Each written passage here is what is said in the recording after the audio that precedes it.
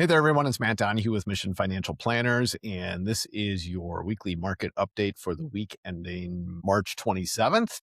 This week's market update really comes down to just one idea, and that is that we are all a product of our training. Marcus Aurelius once wrote that chasing what can't be done is madness, and that shows up in markets more than anywhere else. When volatility hits, people don't suddenly become disciplined.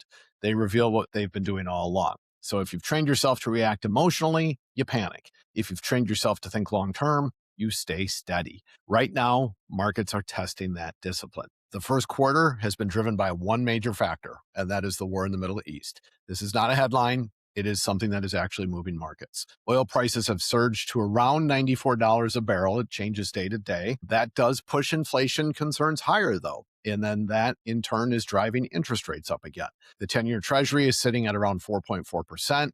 And markets are adjusting. S&P 500 is down about 6% year to date. Large cap stocks, especially tech, have taken the biggest hit. At the same time, though, commodities are leading, energy is up, and emerging markets are holding up even better. This is what real market stress looks like. Not everything goes down, but everything gets repriced. And that's the key point. I don't, and you don't, control geopolitics, oil prices, or interest rates, but we can control process. That is where discipline matters. And the discipline of investing just gets enhanced if you're doing good tax planning as well. Because in volatile markets, the returns are uncertain, but the taxes are still there.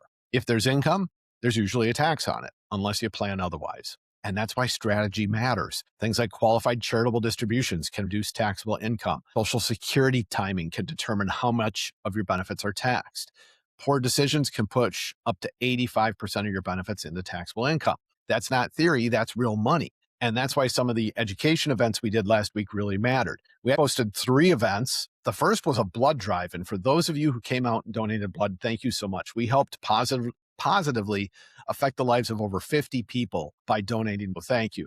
Me, hey, I donated and just about dozed off on my way home, but made it home okay. Our Savvy Social Security Planning for Women webinar was focused on income and tax strategy. We also ran a webinar on the Secure Act 2.0, breaking down the biggest retirement rule changes in decades. This week, we're continuing that tax conversation with our BBB, Big Beautiful Bill webinar on Wednesday. Why? Because the rules changed last year. The environment is changing this year, and your plan needs to adapt. So here's the reality.